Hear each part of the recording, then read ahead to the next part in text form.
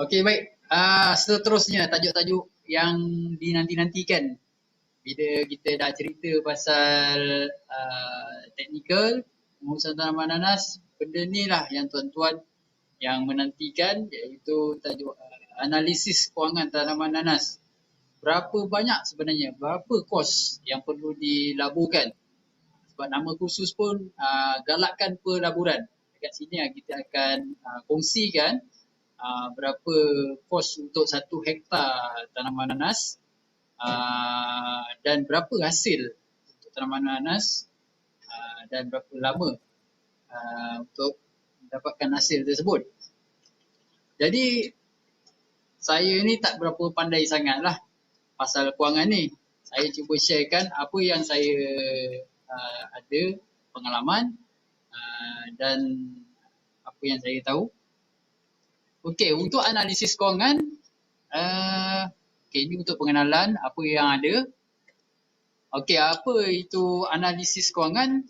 Ianya satu analisis projek atau aktiviti yang ingin digunakan atau akan dibuat untuk kita mengetahui berapa banyak kewangan atau penyata syarikat yang akan digunakan, berapa banyak modal yang kita perlukan. Itu antara salah satu dengan cara sama ada kita untuk meneruskan projek atau tidak meneruskan, iaitu kita buat keputusan itulah.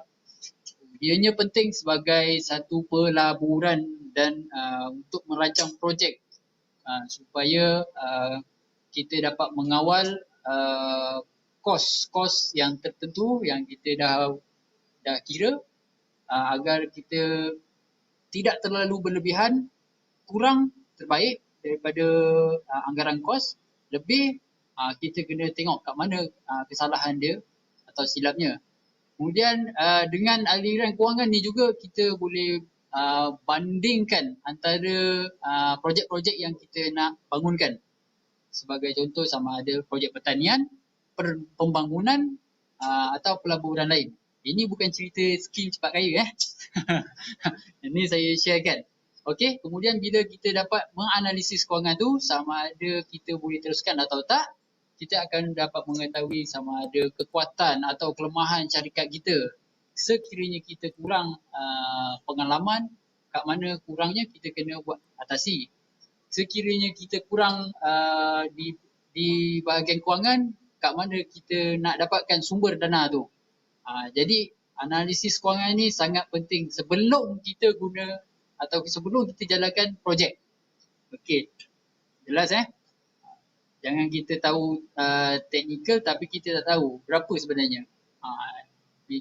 Bila kita jalan je tak tahu berapa bajet, ujung-ujung di tengah jalan sahaja projek tu. Okey, strategi ADIPS atau ADIPS. Apa benda tu?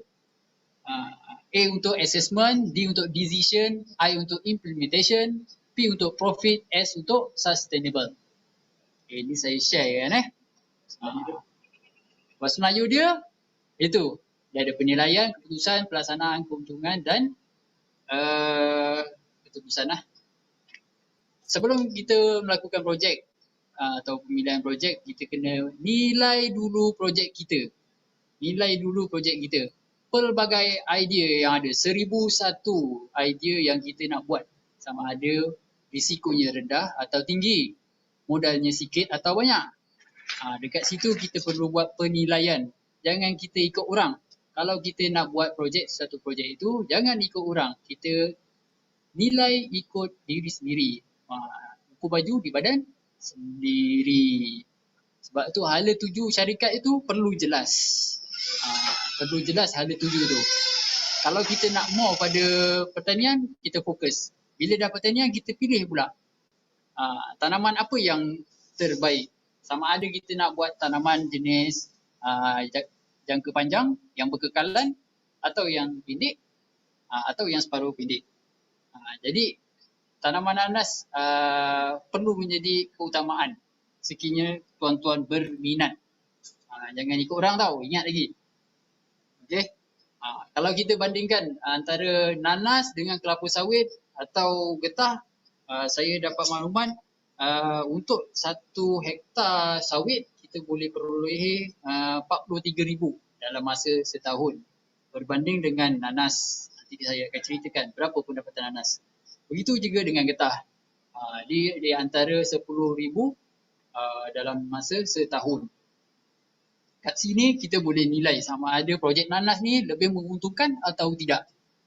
Memang banyak kerja tapi bila kita cukup dengan ilmu, bila kita cukup dengan modal, ada kawasan, ada tenaga kerja, insya-Allah kita boleh buat keputusan. Keputusan yang bijak perlu dilakukan oleh seorang usahawan, bukan pekebun. Seorang usahawan tani. Ya, tuan-tuan semua hebat-hebat. Ada yang daripada doktor, profesor, accounting, mesti tuan-tuan lebih berminat dan lebih pandai menilai satu projek ini. Jadi jangan segan-segan, jangan takut-takut untuk kita buat sesuatu keputusan. Bila ilmu tu pada hari inilah tuan-tuan dah ada ilmu sedikit, semua pengalaman je lah belum ada. Mana yang belum pernah tanam nanas, pengalaman belum ada, tapi insya-Allah dengan berkat ilmu pada hari ini yang kami sharekan, yang kami kongsikan, tuan-tuan boleh jalan dan menilai untuk buat keputusan.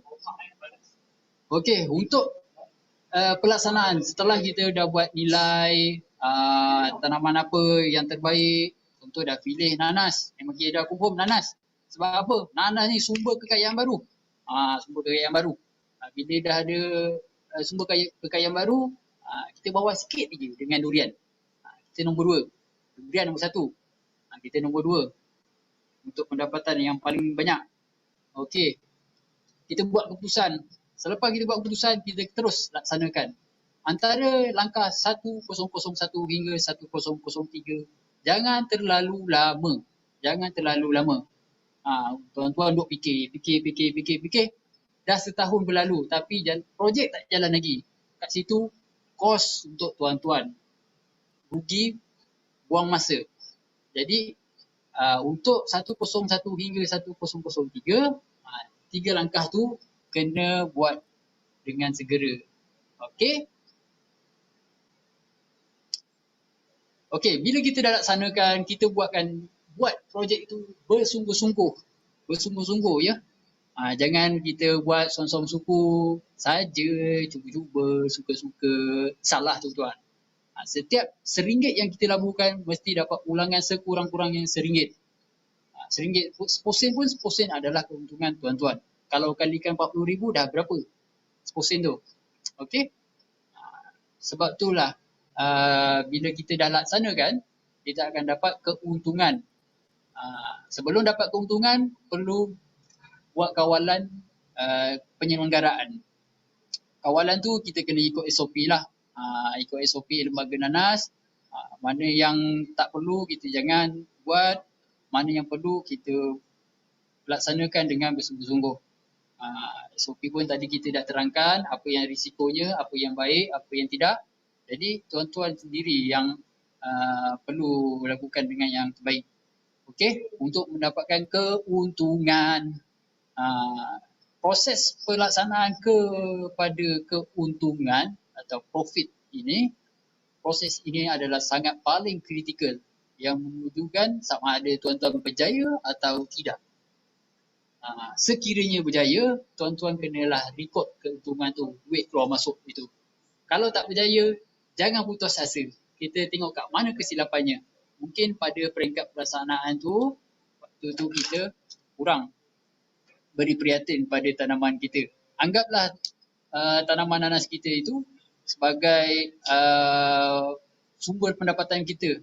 Walaupun kita banyak pendapatan lain, anggaplah dia sebagai satu sumber pendapatan dan kita curahkan kasih sayang sekali lah dengan tanaman nanas tu sendiri. Saya harap tuan-tuan masih terus segar sebab dah petang dah ni. Dah petang, tenaga semakin kurang, kita pun penat, kita pun bosan. Teruskan sebab ini adalah analisis kewangan. Sekiranya dah rekod tu, ada lebih yang mana beragama Islam yang wajib kita perlu lunaskan, iaitu dengan bersedekah atau kita bayar zakat. Itu perlu dilakukan lah untuk lebih mendapat keberkatan daripada Allah SWT ya. Okey. Bila kita dah hasilnya kita dah tuai, apa lagi kita nak? Kita perlu sustainable, berterusan. Ini 1004 ke 1005 perlulah sekurang-kurangnya 5 tahun. Tuan-tuan perlu bertahan selama 5 tahun dengan paling minimum 3 pusingan. Paling minimum 3 pusingan sekurang-kurangnya untuk sustainable. Untuk kita kukuhkan lagi. Mungkin pada peringkat awal, musim pertama, kita kurang memberansangkan hasilnya. Mungkin pada musim kedua, kita boleh tingkatkan dan kita kurangkan lagi kos.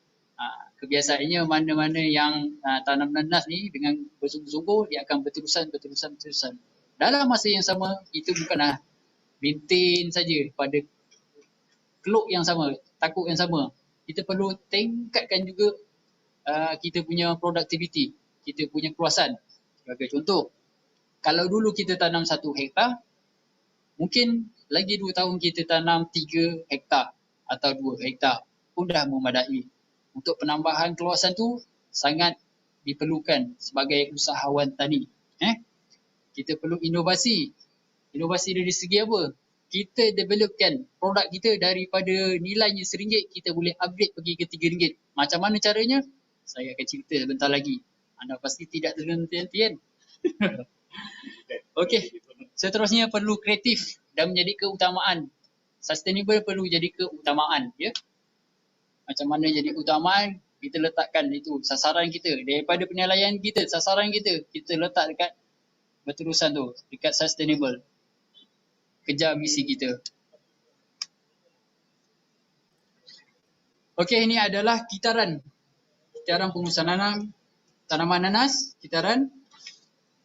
Daripada kita tanam, kita selanggara, kita tuai dan akhirnya kita mendapat pendapatan. Pelbagai pengalaman yang akan ditempuhi oleh tuan-tuan sekiranya ceburi dalam tanaman nanas ini.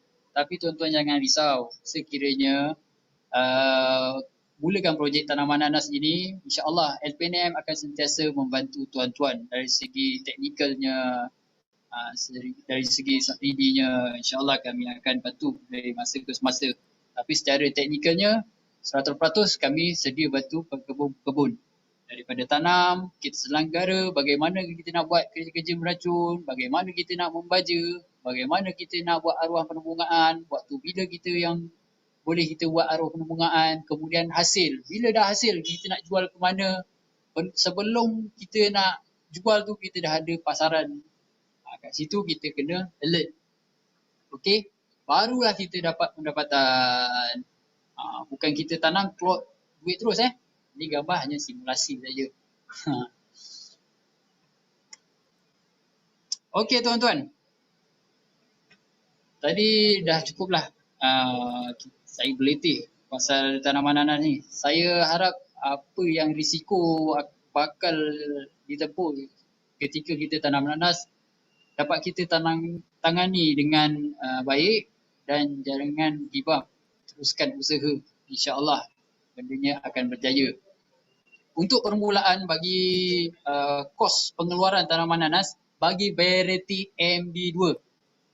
Yang saya syorkan ni adalah bagi kos nanas MB2, kos pembangunan yang melibatkan kerja-kerja seperti pembersihan kawasan, penyediaan tanah merangkumi pengemburan, plau, roto dan buat batas. Selain itu, sistem perparitan dan sediran. Begitu juga dengan jalan ladang yang kos permulaan di antara RM5,550. Untuk detail dia, untuk yang lebih lengkap, saya ada dalam Excel. Saya tak showkan, tak tunjukkan dalam ni. Kita hanya buat rumusan saja. Okey. Untuk bahan tanaman RM60,000. Kalau kita lihat kat sini dengan kepadatan 1 hektar RM40,000 Ini bagi kos kepadatan RM40,000 bagi variety MB2. Kos untuk bahan tanaman adalah RM60,000 yang merangkumi 64% daripada jumlah keseluruhan. Tinggi kan kos dia? Di mana 40,000 kali RM1.50 untuk 1 hektar. Okey? Okey, ini untuk input pertanian. Untuk input pertanian tidaklah banyak seperti bahan tanaman. Sebab main untuk MD2 memang bahan tanaman yang tinggi. Untuk input ni yang merangkumi kesemuanya lah. Daripada baja NPK 15-15, baja NPK 12-12-17, kemudian penggunaan urea, hormon etral, racun pracamba, racun glyphosate, kemudian ada sedikit peralatan, okey, ada racun pulat, racun serangga, kemudian silver shine termasuk sekali untuk tanah mineral ni 11,800. Banyak duit nak kena labur. Jadi kat sini tuan-tuan perlu ambil tahu apa yang basic dia. Ini sekadar basic saja 11,800. Untuk tenaga buruh 12,000 untuk semusim, sepanjang 14 bulan saya kirakan. Sebab kos minimum untuk minimum pekerja seperti Encik Abdul Razak tadi kongsikan 10 ekar 10 ekar 2 orang pekerja 1.7 tadi 1.7 1.7 tu tak dapatlah nak poin. Jadi kita mudahkan 2 orang pekerja untuk 10 ekar bagi beginner sebenarnya. Jadi untuk seorang pekerja boleh cover untuk 5 ekar atau 2 hektar kos dia adalah 12,000. Kos ni termasuk gaji ketika waktu tanam dan memetik buah. Kita ada buat lebihan kos sedikit. Detailnya dekat dalam Excel lah. Okey. Untuk pelbagai ini adalah kos seperti saya bagi contoh plus minus, kos luar jangka 5% daripada 4 kos 1, 2, 3, 4, 5%. Dan kos sewa tanah atau bahan api atau lain-lain lah untuk yang kos pelbagai ni. Jadi untuk keseluruhan kos 1, 2, 3, 4 dan 5 ini keseluruhan adalah 94,400 untuk 1 hektar. Angkanya sangat tinggi bukan mudah dan bukan sikit duit kita nak labur. Jadi penjagaan pokok nanas perlu dijaga dengan lebih rapi. Okey, ini adalah kos pengeluaran tanah gambut. Ianya berbeza disebabkan kos pembangunan di tanah gambut dan input pertanian di tanah gambut agak rendah sedikit. Tetapi bahan tanaman, tenaga buruh dan kos pelbagai adalah sama. Yang membezakan adalah tadi kos penyediaan tanah untuk tanah gambut tidak ada roto, plau dan tarikh batas untuk membuat batas lah. Itu tak ada sebab tu ada pengurangan sedikit. Kemudian untuk input pertanian kita reducekan penggunaan plastik silver shine. Kat sini sebab tu dia ada kurang sedikit berbanding di tanah mineral. Nak dipendekkan cerita, kos pengeluaran tanaman nanas di tanah mineral lebih tinggi berbanding di tanah gambut. Dengan jumlah tanah gambut ialah RM90,100. Jadi tuan-tuan dah tahu berapa kos untuk keseluruhan satu musim dengan kepadatan 40,000 untuk mengeluarkan buah nanas. Jadi saya akan kongsikan berapa pengeluaran hasil pula. Okey, berikut adalah hasil buah sahaja hasil buah nanas MD2 yang kita boleh dapat RM115,800. Okey, di mana kita akan pecahkan grade buah ni A 80,000 yang kita anggarkan 50% adalah A, kemudian B adalah 27,000, kemudian C 7,200 itu dengan 10% daripada 40,000 kemudian D 5% daripada 40,000. Okey, untuk anggaran hasil ni adalah minimum yang saya letakkan. Bagi yang tanam di tanah gambut boleh follow lah. Sebab harga yang untuk grade A saya letakkan RM2, kemudian harga B RM1.50, untuk C RM1.20 dan untuk D RM80. Ini adalah harga-harga mengikut per kilo, untuk per kilo. Jadi untuk harga-harga ni adalah berbeza-beza mengikut negeri, sebab permintaan negeri berbeza-beza di kawasan satu tempat. Sebagai contoh, saya bagi contoh di kawasan Kedah atau Pening, Perak, harga buah moris RM2 sebagai contoh, tapi di Johor hanya RM1.50 harga ladang. Okey, selain itu di Kelantan, Terengganu, Pantai Timur lah, untuk harga buah MD2 kat sana harga ladang pun dah cecah RM3 ke RM2.80, RM2.80 ke RM3 sekilo. Okey, begitu juga di negeri Selangor, Negeri Sembilan, di kawasan tengah, harga ladang agak lebih tinggi, sekitar RM3. Tetapi di kawasan Johor sekitar RM2. Ini disebabkan demand and supply lah. Kita lembaga nanas tak boleh mengawal harga-harga buah nanas ni. Okey, tapi sebagai kita pekebun, kita memang nak kalau boleh jual yang lebih mahal. Okey. Begitu juga di negeri Sarawak. Nanas apa yang di Sarawak memang semua mahal. Saya pun terkejut. Moris boleh jual harga ladang RM3. Jauh beza dengan Johor dan di Kedah di utara lah. Jauh beza. Harga ladang RM3. Okey. MD2 dia pun harga ladang pun RM3.50. Memang mahal di Sarawak. Untuk di sebelah Sabah saya kurang pasti, sebab kita tak ada data tu. Di Sarawak memang mahal. Apa jenis nanas semua mahal. Okey. Ini adalah anggaran kasar. Anggaran kasar pendapatan bagi pengeluaran sebanyak 90% sahaja. Lagi 10% tu kita tolak, kita anggap rosak dan tak boleh dijual lah. Walhal sebenarnya untuk cerita MD2, daripada tunggul, jambul, buah semua boleh buat duit sebenarnya. Okey, jadi kita nak lihat keuntungan projek. Bila kita simpulkan di sini, keuntungan boleh mencapai RM21,400 bagi satu pusingan yang pertama. Okey, di mana hasil jualan kita tolak kos keseluruhan, kita dapat keuntungan RM21,400 dalam masa 14 bulan. Okey. Dalam masa 14 bulan kita dapat RM21,000 dengan kawasan 1 hektar saja. Ya. Dengan 1 hektar. Okey.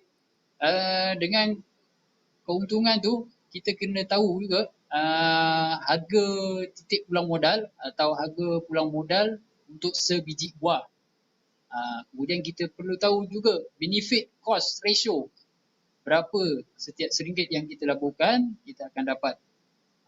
Jadi dengan pengiraan ini adalah untuk tanah mineral. Untuk tanah mineral MD2 dengan kepadatan 40,000, harga pulang modal adalah RM2.62 sebiji. Ini adalah kos untuk satu biji buah untuk variety MD2. Jadi kat sini tuan-tuan perlu tahu berapa minimum yang boleh dijualkan, dipasarkan untuk menampung kos tuan-tuan. Jadi kalau macam contoh, tuan-tuan jual di bawah paras RM2.62, itu adalah rugi pada tuan-tuan. Boleh dikatakan rugi. Kalau lebih, itu adalah untung. Okey. Jadi ini adalah harga lantai kita RM2.62. untuk sebiji buah. Bagaimana untuk kita kurangkan kos per biji ni? Ada beberapa cara kita nak kurangkan kos. Antaranya adalah kita menggunakan, kita boleh kurangkan kos dari segi tenaga kerja. Kalau tadi saya sebut seorang boleh cover 5 ekar, kita boleh upgrade seorang boleh cover 10 ekar. Dengan cara macam mana? Pengalaman, teknik dan machinery. Teknik, skill tu pun kita boleh cut cost. Kita boleh jimatkan cost. Okey. Dengan pengalaman pun boleh. Kalau dulu kita buat kerja, 1 jam boleh tanam 100 pokok. Contoh. Tapi dengan teknik yang betul, pengalaman yang ada, kita boleh up. Dengan 1 jam kita boleh tanam sebanyak 500 pokok. Contoh. Itu boleh cut cost. Kita boleh tingkatkan lagi produktiviti kita. Okey. Kalau dulu kita bayar gaji pekerja, gunakan gaji harian. Contoh, satu hari dia kerja RM50 kita labur. Kita tukar kepada gaji burung atau gaji mengikut produktiviti. Kalau dulu kita bayar RM50 sehari, dia dapat tanam 1,000 saja. Tapi bila kita bayar dengan harga RM40 untuk 1,000 pokok, tapi dia boleh buat 1,500 pokok. Kat situ kita dapat kurangkan kos kita dan kita boleh tingkatkan produktiviti kita. Ini adalah perkara biasa yang biasanya estate-estate mahukan, di mana mereka perlukan kos yang rendah, produktiviti yang tinggi, hasilnya yang memuaskan. Ini adalah biasanya estate-estate yang digunakan. Ya? Jadi untuk benefit cost ratio, setiap RM1 pulangan kita perlu dapatkan sekurang-kurangnya RM1.23. Jadi kat situ setiap RM1 yang kita laburkan mesti kita mengharapkan keuntungan, betul? Jadi tuan-tuan tanam bukan suka-suka, bukan main-main, kita tanam untuk menjana pendapatan, menjana ekonomi negara juga. Kat sini setiap nilai RM1 kita akan dapat RM1.23. Okey, untuk cerita ini, untuk cerita keuntungan, ini adalah pengiraan secara kasar hanya jualan buah sahaja. Walhal tuan-tuan boleh dapat lebih daripada ini dengan menjual benih. Okey, tuan-tuan kena ingat setiap kita tanam tu akan keluar buah dan juga benih. Benih juga boleh jadi sumber pendapatan. Tapi bukan tempoh dalam masa 14 bulan. Tuan-tuan kena lebihkan lagi, anjakkan lagi 3 bulan. Kita ambil nisbah. Dengan kita tanam 40,000, kita boleh hasilkan benih 80,000. Kali 2 saja. Tak perlu banyak-banyak. Kalau banyak tu, bonus untuk tuan-tuan. Jadi, untuk hasil benih pun kita boleh jual pada harga RM1.50 juga. Atau paling minimum RM1.20. Jadi, kalau situ kita tambahkan lagi, itu adalah sebagai keuntungan tambahan pada tuan-tuan. Ya? Jadi, jangan risau. Tanam nanas ni untuk pusingan pertama memang tak berapa untung sangat. Ada untung. Tapi bila pusingan kedua, insyaAllah senyum lebar lah bila jalan. Lupa diri kejap. Jangan situ jangan lupa diri. Okey? Saya harap dekat sini jelas. Okey, untuk next. Okey. Untuk pengeluaran hasil, tak semestinya kita keluarkan buah. Selain itu kita boleh juga buat pengeluaran benih. Sekarang ni kita kena tahu kita kekurangan apa. Antaranya adalah kekurangan tanah. Kalau tuan-tuan ada tanah hanya sekangkang kera 1 ekar je, nak tanam tapi nak tingkat pendapatan, macam mana caranya? Kita upgrade kita punya kawasan. Sebagai contoh, kita buat pembiakan benih. Okey, untuk pembiakan benih ni, benih MD2 lah yang saya cerita. Kalau dulu hasil tanaman nanas untuk pengeluaran buah kita boleh dapat RM115,000. Tapi dengan hasil benih ni, 1 hektar boleh capai, kalau untuk pengeluaran benih dalam 1 hektar boleh capai RM370,000. Hanya kan RM1 saja. Bagaimana caranya? Kita tingkatkan kepadatan dalam tanaman tapi dalam saiz tanah yang sama. tingkatkan pendapatan dalam saiz tanah yang sama dengan kita buat pengeluaran benih. Untuk kepadatan, 1 ekar adalah 150,000. Ini adalah paling padat dan yang paling optimum untuk pengeluaran benih dengan kaedah semayan atau quartering. Biasa kita panggil. Kita tak dapat nak cover pada hari ini. Mungkin di lain sesi yang khas khususnya dalam pengurusan teknologi tanaman nanas, kita akan menceritakan bagaimana untuk kaedah pembiakan benih ini. Mungkin tuan-tuan lebih berminat untuk jadi benih, untuk biakkan benih, jana pendapatan. Sebab ianya mampu mencapai 370,000 untuk 1 hektar berbanding buah 115,000. Okey? Bagaimana lagi kita nak tingkatkan lagi daripada harga ladang tadi RM2, kita nak tingkatkan lagi. Mungkin dah berskala besar, kita boleh gunakan international business. Kita eksport buah kita. Okey. Kalau dulu kita jual ladang, kita boleh jual secara runcit. Kita boleh jual secara borong. Macam mana kita kena tingkatkan daripada kita harga ladang, kita tingkatkan pendapatan tu dengan sasaran pasaran. Tak semestinya ekspor, domestik pun boleh. Mungkin tuan-tuan ada banyak kios, ada banyak cawangan untuk jual buah. Mungkin ada 10. Mungkin ladang tuan boleh supply 10 cawangan, boleh buat macam itu. Maknanya tuan-tuan perlu lebih kreatif dan inovatif. Macam mana kita nak tingkatkan lagi pendapatan tu. Okey, kalau kita main-main pun, malas pun nak layan pun, layan kat kebun pun boleh, tak ada masalah, masih menguntungkan. Alright, untuk pengeluaran hasil daripada RM1 kita nak tingkatkan lagi kepada RM5. Kalau tadi dah RM3, ini nak RM5. Macam mana? Dengan kaedah produk hiliran. Produk hiliran ni tak kisahlah kita nak buat kuih ke, kita nak buat jam ke, kita nak buat sos ke, pelbagai produk hiliran berasaskan nanas mampu meningkatkan hasil nanas tuan-tuan. Okey, setiap proses yang berlaku adalah menjadi kos tuan-tuan. Dalam masa yang sama, setiap proses yang berlaku menjana keuntungan pada tuan-tuan. Jelas tak kat sini? Okey, kalau dulu kita jual buah sebiji, jual buah segar, sebiji boleh jual RM20. Tapi bila kita buat jualan secara cut fruit, buah potong, sebiji boleh jatuh RM50. Contoh sebagai contoh itulah. Itu produk hiliran. Dengan sebiji buah tu kita tingkatkan lagi pendapatan. Jadi kita dah hampir selesai dalam cerita analisis kewangan. Saya rasa dah cukup setakat hari ini. Sekian, terima kasih. Sekiranya ada terkasar bahasa, tersilap kata yang saya sampaikan, saya mohon maaf.